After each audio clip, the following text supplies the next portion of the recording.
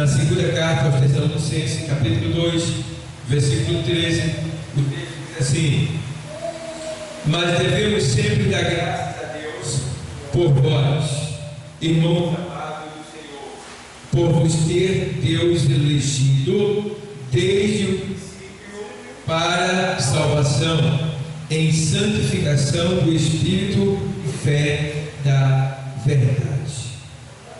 Até aí, sentar. Obrigado a Deus. Amados, eu li aqui essa carta do apóstolo Paulo escrevendo à igreja de Tessalônica.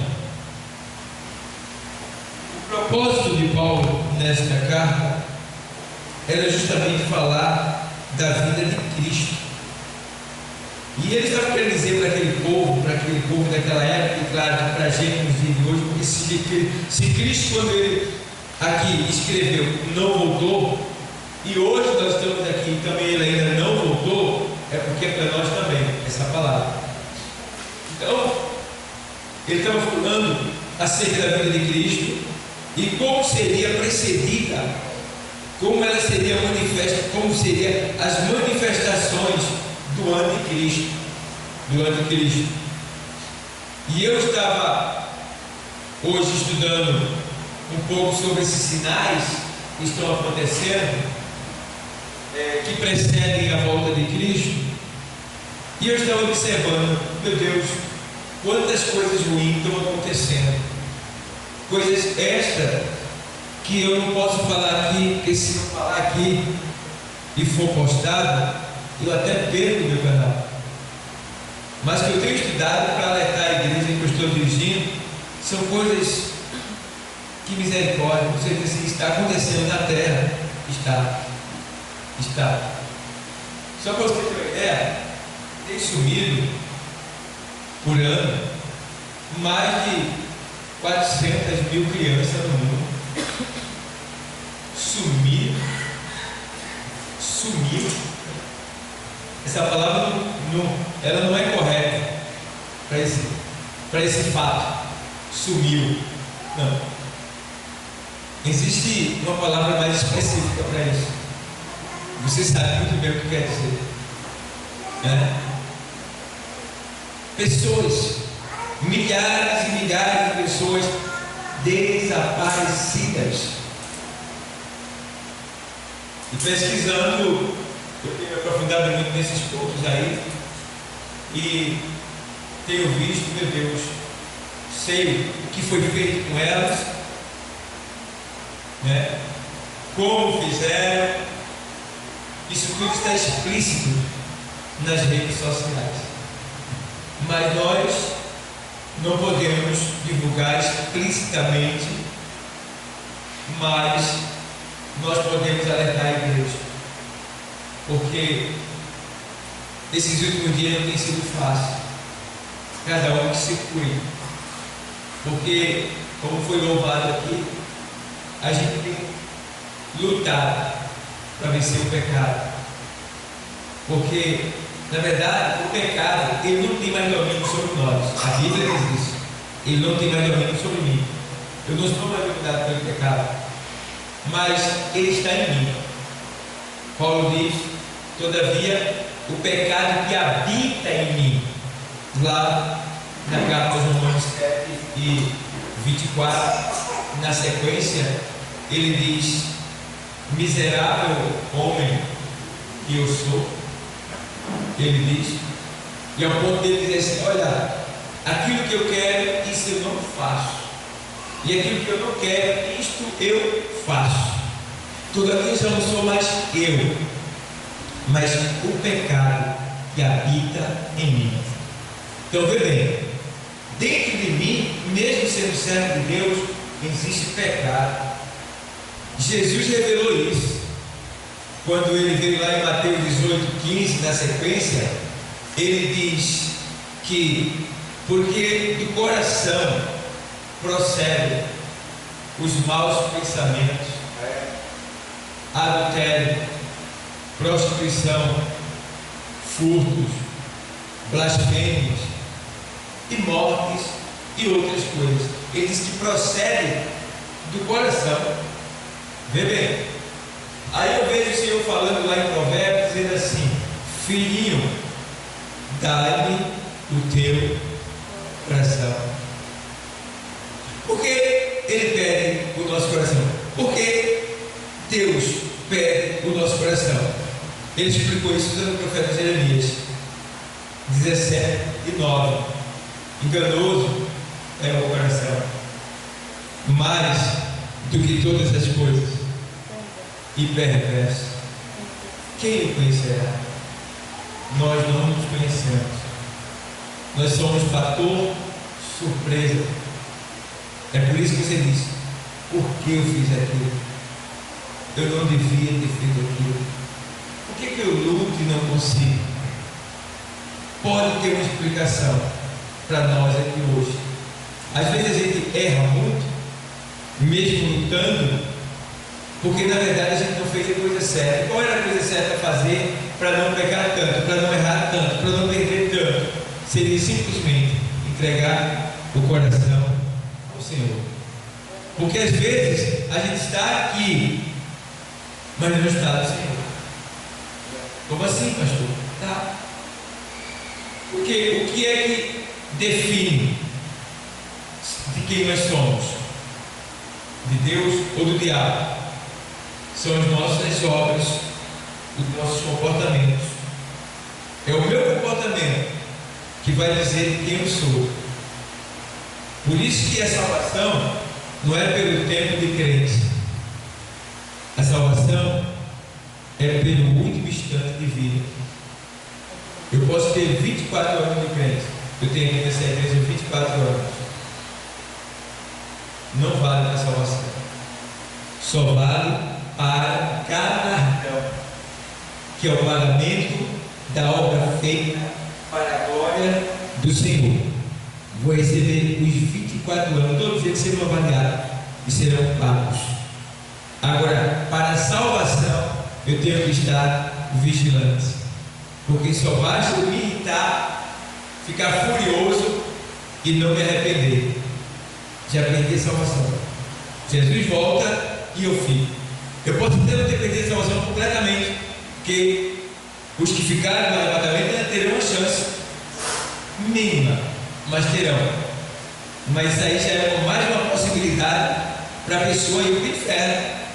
Porque agora nós estamos na presença de Deus, nós estamos 100% prontos para subir. Mas um vacilo meu pode a igreja ser arrebatada, eu ficar, eu perdi 50%. Agora eu vou arriscar os 50% que ficou, e não será fácil para conquistar. Então temos que ter cuidado, porque a salvação ela é por um instante, ela é o último estado de vida que você está vivendo. O cara é lá, o cara é crente, está lá, legal, uma bênção e tal, mas ali vai ter uma fraqueza e ele acessou no celular uma mulher nua ali, na prática do sexo, e ele está ali. Ele já não é mais filho de Deus, já não é. Jesus voltando, ele fica naquela hora, porque ele estava expondo seus olhos diante de coisas impuras. É estreito, mas isto é a salvação. Ela é pela graça, mas pela graça mediante a santificação no Espírito, que é o texto que eu leio. Então a gente tem que estar sempre se santificando. E eu falei aqui pornografia, mas não é só pornografia. Pode ser raiva, uma discussão entre casais, um vai para um lado, o outro vai para o outro. E aí, o arrebatamento aconteceu? Ficou. Pode ser uma discussão lá no trabalho, com alguém. Ou você pode ir com a cara de alguém ao ponto de você não querer nem estar perto daquela pessoa. E no seu íntimo você querer que aquela pessoa fique bem distante, super da sua. Está lá dentro, Deus está vendo, é o coração. Então, nós temos que fazer um autoexame, uma análise completa diariamente, para saber como nós estamos diante de Deus. Porque o arrebatamento depende disso. A nossa ida para o céu depende disso. O arrebatamento pode acontecer em qualquer momento e eu tenho que estar preparado. E a preparação vem mediante a santificação no Espírito. O texto do livro Paulo fala. Mas devemos sempre dar graças a Deus por vós, irmãos amados do Senhor. Isso é Paulo falando na igreja de Tessalônica. Por vós, irmãos amados do Senhor, perdão. Por vós, por vos ter Deus elegido desde o princípio para a salvação, em santificação do Espírito e fé da verdade. Então, nós fomos eleitos desde da eternidade. Aí eu digo assim: isso é predestinação? Só nós somos eleitos? Não. A Bíblia diz, Mateus 22,14, que muitos são chamados, mas poucos escolhidos. A escolha não vem mediante méritos. Observa no texto: muitos são chamados e poucos escolhidos. Parece até que Deus vai escolher pelos méritos. Não. Os poucos foram escolhidos porque foram aqueles poucos que dentro da multidão deram lugar e agradaram mais a Deus. E o outro ponto é que o pecado nos separa de Deus. Quando eu me santifico, eu me aproximo de Deus. Então, na hora da escolha, quem é que vai estar diante de Deus? Quem está se santificando. Por que os outros não? Porque o pecado cobre os olhos de Deus. Lá em Isaías 59. Porque lá em Isaías 59, o Senhor diz assim: vocês reclamam, de certa forma, estou contextualizando. Vocês reclamam que vocês falam comigo, oram a mim, jejuam, fazem esse seu sacrifício, e eu não ouço, e eu não atendo, e eu não ajo. Aí ele diz lá em Isaías 59: os meus olhos não estão fechados, nem os meus ouvidos agravados, quer dizer, fechados, meus ouvidos não estão agravados, nem minhas mãos estão encolhidas para que eu possa salvar. Mas são os vossos pecados que fazem separação entre vós e o vosso Deus, para que vos não ouça. Entendeu? Então, quando a gente vive no pecado, ou está na prática do pecado, a gente impede de Deus nos ouvir. Então é isso que vai acontecer. Pelo fato de eu e você se santificar, estar na igreja, orar, ler a palavra, lutar contra a gente mesmo, isso nos aproxima de Deus. No arrebatamento, quem vai estar mais visível aos olhos do Senhor? Aqueles que estão em santificação. Consequentemente, os que não estão ficarão. Aí muitos foram chamados. Veja porque deu aquele mundo de crentes. Aí eu pergunto a tu: todos vão no arrebatamento? Não. Poucos escolhidos. Olha, poucos escolhidos. E ele diz que no Evangelho dele assim: estarão dois na moinha, um será levado e o outro ficará. Estarão dois no campo, um será levado e o outro ficará. 50%. E agora? 50%. Então a gente precisa estar atento, porque o apóstolo Paulo está dizendo aqui: olha, nós damos graças a Deus por vocês, irmão. Estamos muito felizes por vocês, porque Deus elegeu vocês desde a fundação do mundo, desde o princípio, aqui, elegido desde o princípio para a salvação em santificação do Espírito. Veja, a salvação em santificação do Espírito. Paulo, quando ele escreve aos Gálatas, ele diz assim: olha, digo porém, ele diz assim: digo porém, andai em Espírito, e não cumprireis a concupiscência da carne. O que é que Paulo está dizendo ali? Que a tua carne vai te convidar para o mal, mas você tem que dar lugar a quem? Ao Espírito. Porque o Espírito é o que vivifica. A carne para nada presta. Precisamos estar atentos. Para que a gente venha ser santificado, para que o Espírito de Deus ele tenha liberdade em nós para nos santificar. Porque às vezes o que acontece? É nós que impede de o Espírito de Deus nos santificar. Porque lá na carta aos Tessalonicenses, aqui mesmo, no capítulo 5, na primeira carta aos Tessalonicenses 5 e 19, diz assim o texto: não extingais o Espírito. O que é extingar o Espírito? É abafar, sufocar, calar a boca, impedir o trabalhar do Espírito dentro de você. Não extingais o Espírito. Quer dizer o quê? Que muitas vezes o Espírito de Deus está falando com você, dizendo que você está errado, dizendo que o caminho não é esse, mas você está agindo diferente. Quer dizer, isso aí, você está extinguindo o Espírito.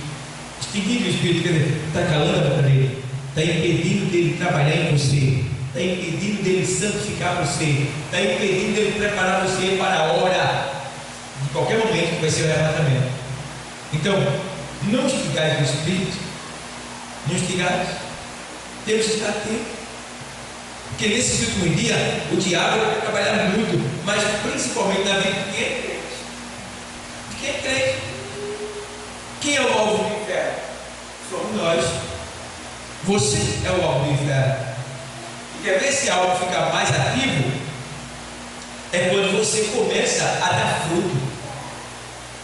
É quando você começa a frutificar, a dar crescimento ao reino de Deus. Vai, ele não gosta, fica furioso. Não quer dizer que ele vai ter mais força sobre você. Não, porque quanto mais você faz para Deus, se santificando no Espírito, você traz para si, atrai para si o quê? O poder de Deus. Porque a Bíblia diz que Deus dá ordem para que seus anjos acampem ao redor daqueles que o temem. Daqueles que o temem e os livre do mal. Entendeu? E lá em Hebreus, primeiro na sequência, diz que os anjos são ministros de Deus a serviço daqueles que são salvos. Então a gente precisa o quê? Dar lugar, ou seja, dar energia. A gente precisa mover o mundo espiritual ao nosso favor. Como eu faço o mundo espiritual trabalhar ao meu favor? Como é que eu dou energia para os anjos trabalharem ao meu favor? Quando eu me consagro, quando eu oro, quando eu leio, quando eu me envolvo nas coisas de Deus, eu começo a me santificar. A Bíblia diz que Daniel, ele precisava de uma resposta de Deus acerca do final de tudo, acerca do sacrifício final, da grande tribulação, quando tudo isso ia se extinguir aqui na terra. E Daniel ora dizer Deus dá uma resposta. Quando Daniel orou, de imediato Deus mandou a resposta. Chamou o anjo e disse: leva lá a resposta que Daniel precisa. Mas no caminho, anjos impediram do mensageiro passar para entregar a mensagem a Daniel. E Daniel tinha intimidade com Deus, sabia que Deus sempre lhe atendia de imediato, mas dessa vez Daniel não foi alcançado pelo que ele queria da parte de Deus. Ou seja, Deus fez. Deus atendeu na hora. Mas Daniel, ele não foi alcançado. Porque Daniel estava em pecado? Não, ele estava em santidade. Mas Daniel, ele era tão temente a Deus que isso fez com que ele se sentisse em pecado. Por quê? Se ele tem intimidade com Deus, toda vez que ele orava, Deus atendia. Por que agora Deus não atendeu? Aí ele disse: espera aí, tem alguma coisa errada em mim. Tem alguma coisa errada em mim. Aí, por acaso, não, eu sou um homem que oro muito. Será que ele pensou assim? Eu oro muito, vai chegar. Eu tenho intimidade com Deus. Faz muito tempo que Deus sempre atendeu, porque ele vai atender já já. Não, ele ele pegou o acontecimento e fez assim: peraí, se eu não fui atendido por Deus, tem alguma coisa errada em mim. Não tinha, mas ele tomou isso para si dessa maneira, foi bom. E aí o que ele fez? Rasgou, tirou suas vestes, vestiu o pano de saco, simboliza a humilhação, e desceu em oração na presença de Deus. E começou a dizer: Deus, cadê? Deus, eu preciso dessa resposta. Deus, me concede essa graça. Deus. Aí Deus, lá em cima, sendo cobrado por uma coisa que ele já fez. Fica difícil para Deus. Deus não é responsável, né? Deus não é responsável. Toda vez que você fala com Deus, Deus vai te dar uma resposta. Agora entenda, você vai ter que estar muito ligado, porque essa resposta, ela pode vir de imediato e pode levar um tempo, mas Deus não vai deixar você em dúvida. Vai deixar você em dúvida.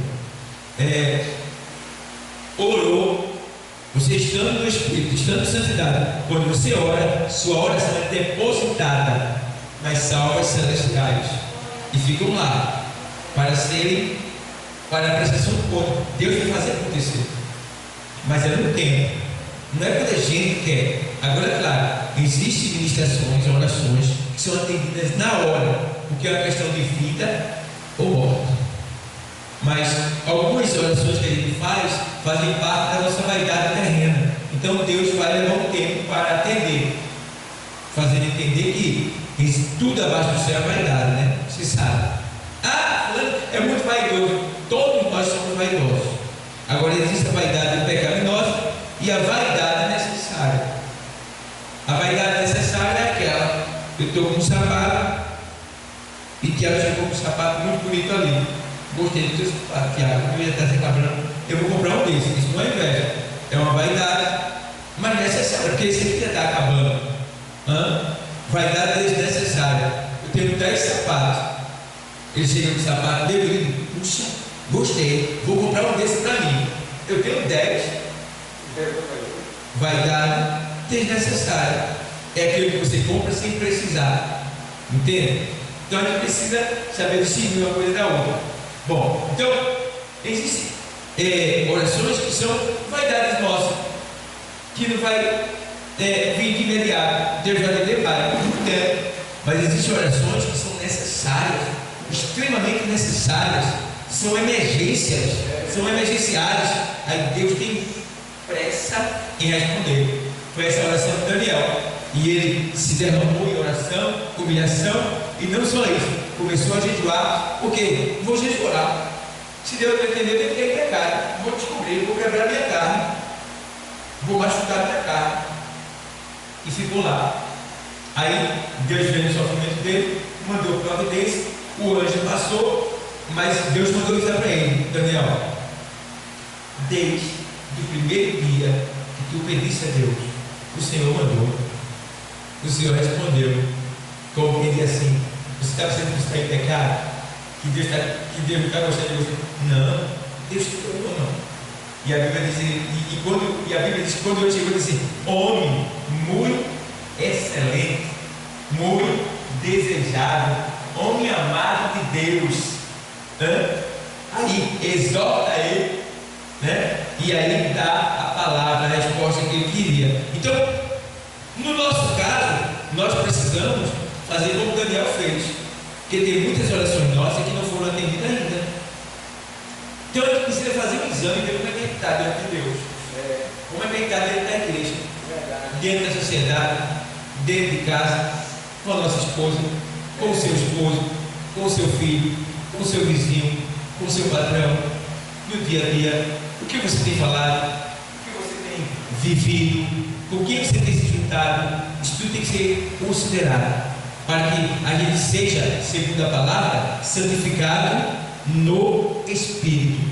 Então esse é o propósito do Espírito de Deus, é nos santificar, para nos preparar para o dia do arrebatamento.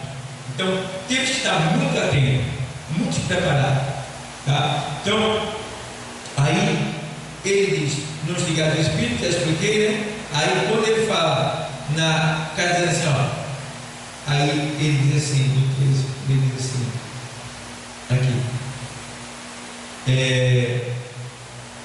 Mas devemos sempre dar graças a Deus por vós, irmãos amados do Senhor, por vos ter Deus elegido desde o princípio para a salvação em santificação do Espírito e fé da verdade. Santificação do Espírito, que é a separação do pecado e tudo aquilo que desagrada a Deus, é você dar lugar ao Espírito.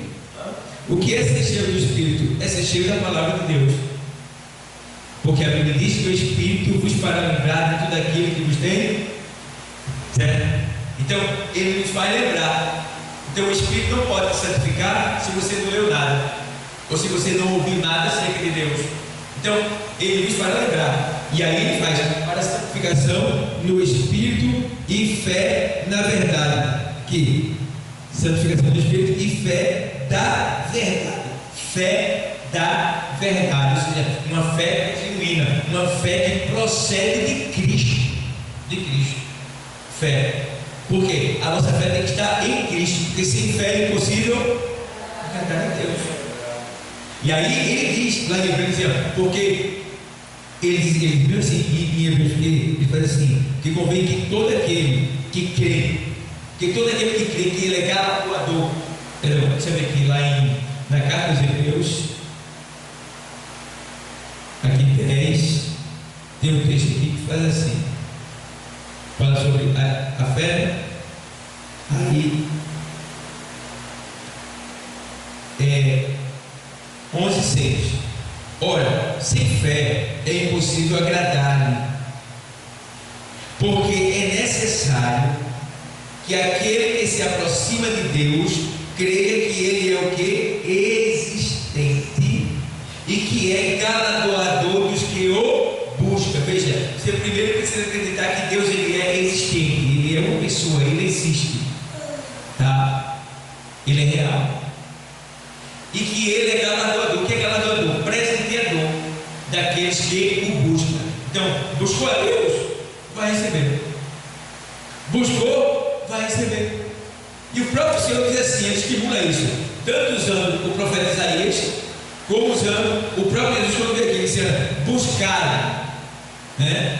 Ele dizia, pedir e dar cuidado, buscar e encontrareis. E lá em Isaías, ele diz, olha, buscar, invocar, né? Buscar enquanto está perto, invocar, né? Aí ele diz, deixa bem claro aqui no livro do profeta Isaías, vou para lá para ler para vocês, o texto 55, Isaías, ele diz o profeta Isaías diz assim, vê só, deixa eu ler para você, quando ele diz assim, ó, buscai ao Senhor enquanto se pode achar, que quer dizer que você ainda pode achar o Senhor. Onde é que está o Senhor, pastor? Ele está em todo lugar que você invocar o nome dele. Mas é porque antes de invocar, você o busca. Você o busca, tá? E buscar é um fator principal na vida de quem está na presença de Deus. Porque quando buscar, é como se ele estivesse dizendo, olha, você precisa vir até a mim, precisa ir até ele para buscar.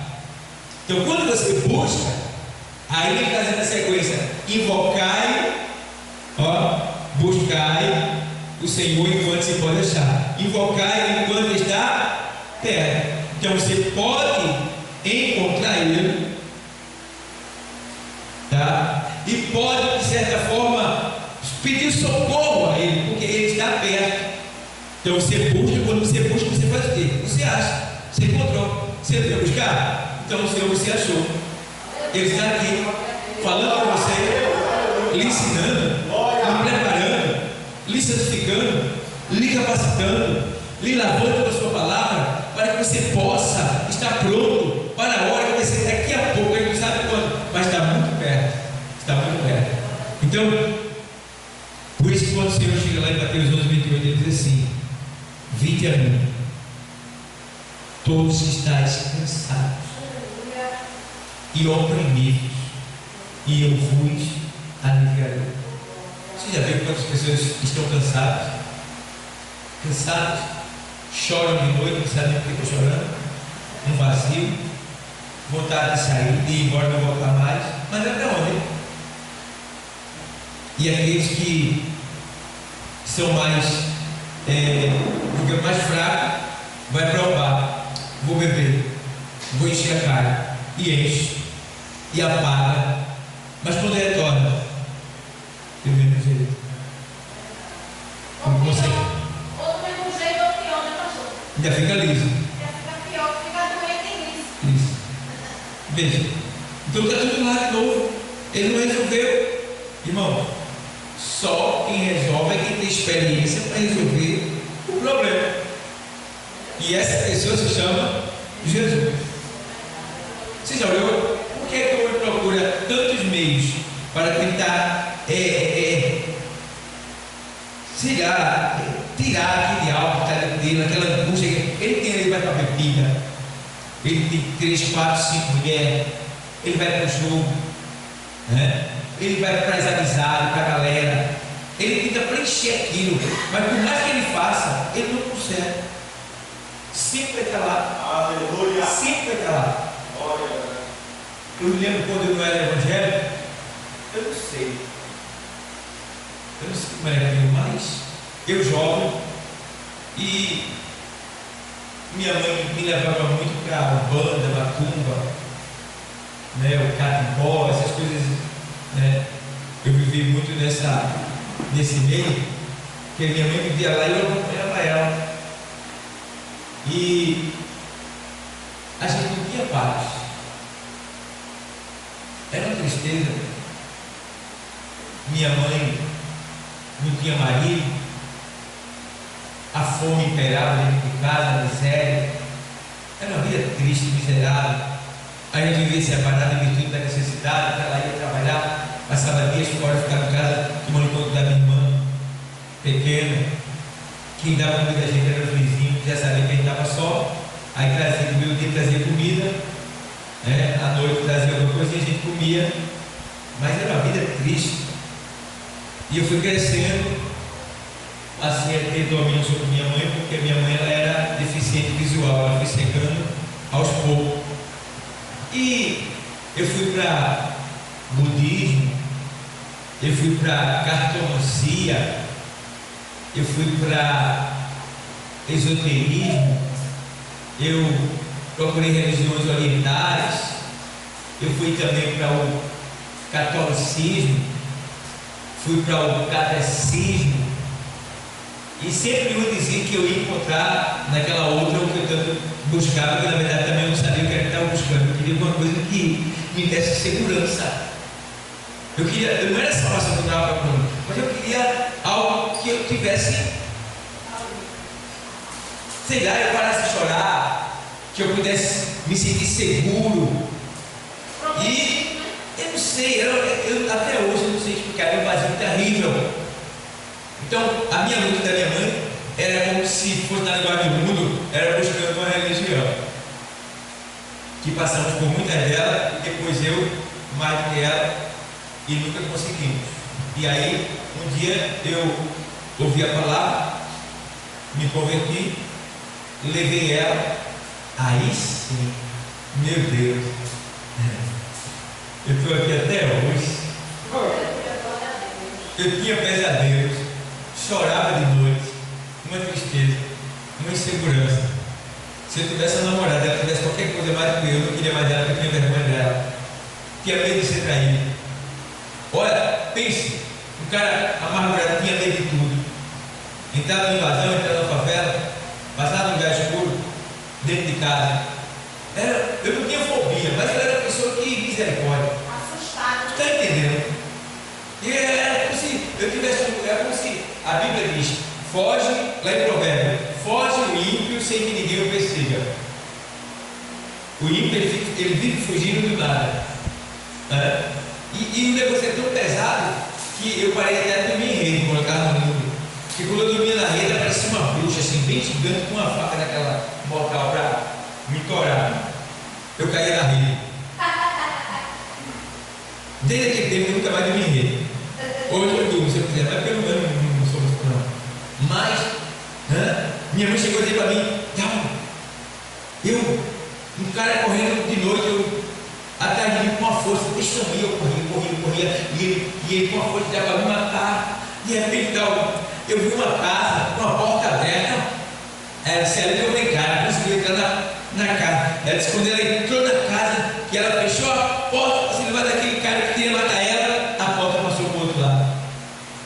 Vem cá, foi céu, que gosto. Aí você acorda, nem dormindo você tem paz. Mas com Jesus não. Ele é o príncipe de paz, que é o tudo que a gente precisa. Tudo, irmão, entendeu? Então, pode ver, eu agora não choro mais, eu não choro pela causa de Deus, né? Não tenho mais medo de nada. Assim, eu entro em qualquer lugar, falo com qualquer pessoa, acabou. A fome que eu vivia, Deus supriu minha necessidade. Hoje eu tenho comida todo dia para comer em casa. Trabalho muito mesmo para poder manter essa comida. Trabalho dia e noite, ao ponto de estar caindo aos pedaços em virtude do meu trabalho.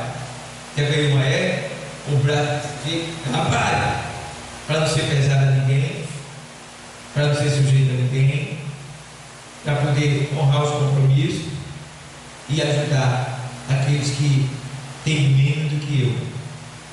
Então, temos que ser assim. E eu gosto que de lá para cá, meu pai me abandonou, mas Jesus ele me adotou.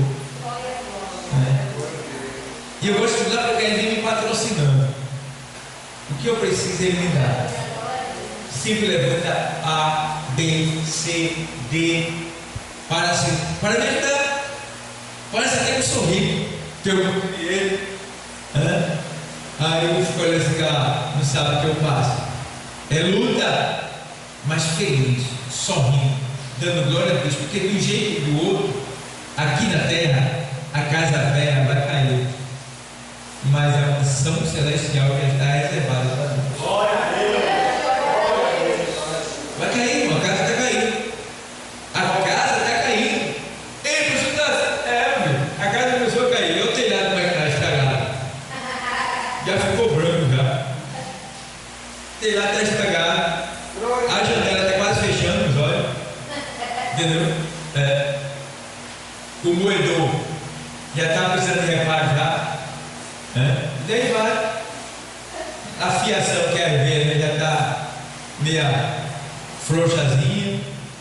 Quando vai dar enfia aqui, eita, já não tem não, vamos na outra, a fiação está chutando. Daí vai. O alicerce, a estrutura, de vez em quando andouzinho que dá na perna, né? Sim. Andou aqui no canto. E aí fica, rapaz, estou assim, a casa está caindo, meu velho. Você é o cara de casa como é? A bicha é dura. E interessante que ela não cai de uma vez, já olhou? A casa de taipa não cai de uma vez. A casa de taipa, ela vai envergando.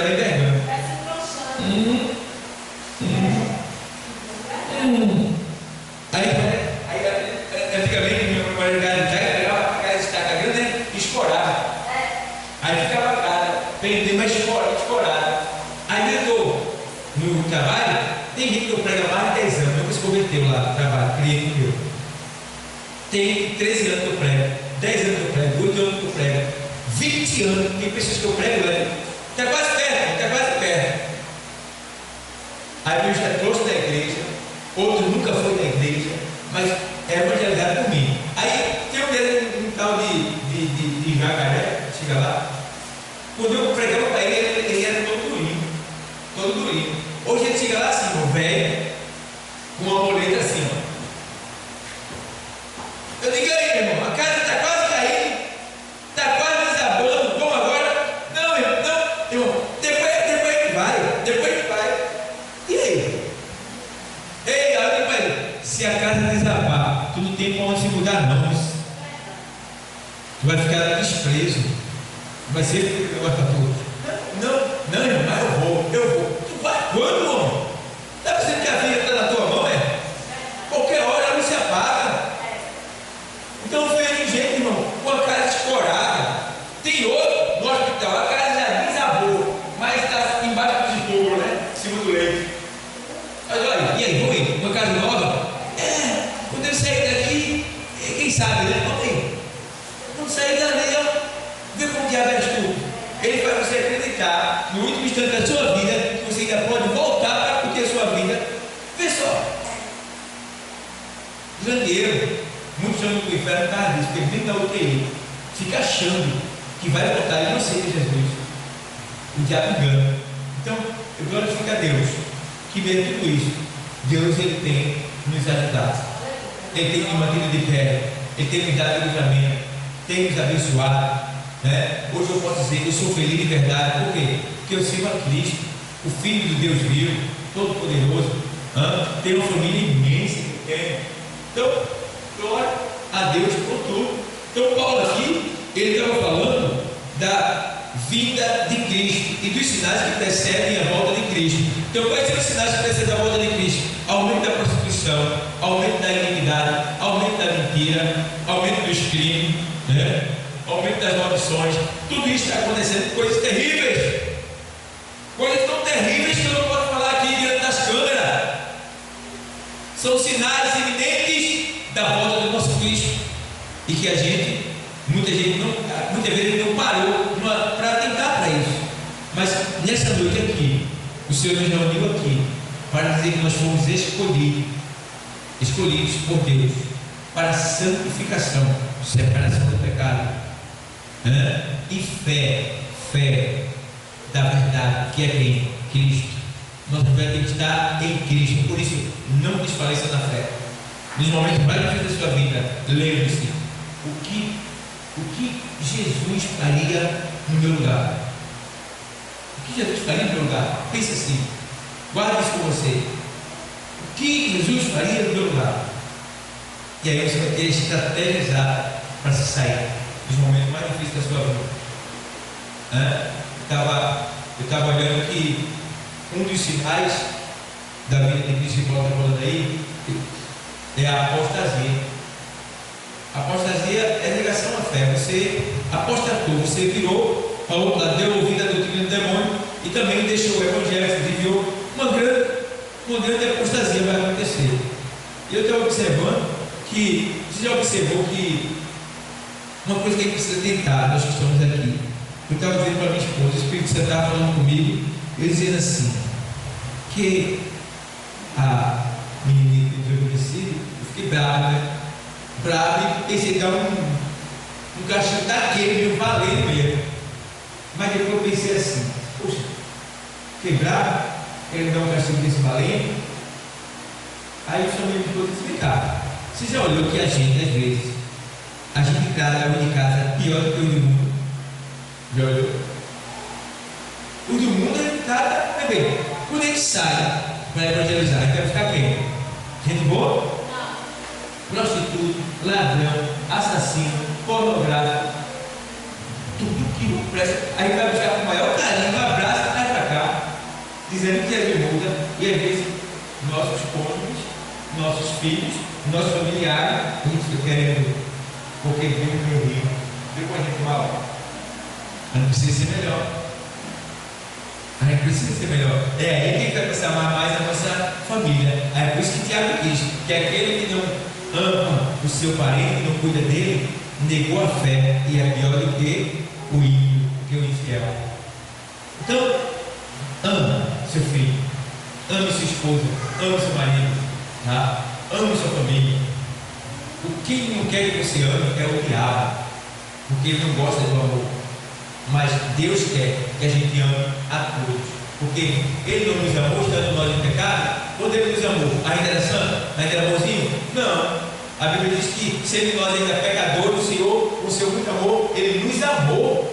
Então, meu amado, vamos amar mais, vamos perdoar mais, vamos se envolver mais, vamos se ocupar mais, vamos ler mais, vamos orar mais, vamos se consagrar mais, vamos jejuar mais, vamos evangelizar mais, vamos fazer a obra mais. E daqui a pouco o flagrante vai acontecer. O Senhor vai voltar e vai te pegar no flagrante. Vem cá, vamos para casa. Para casa. Tu não é daqui não. Vem em nome dessa terra. Vamos subir. Que Deus continue abençoando a todos, porque Jesus está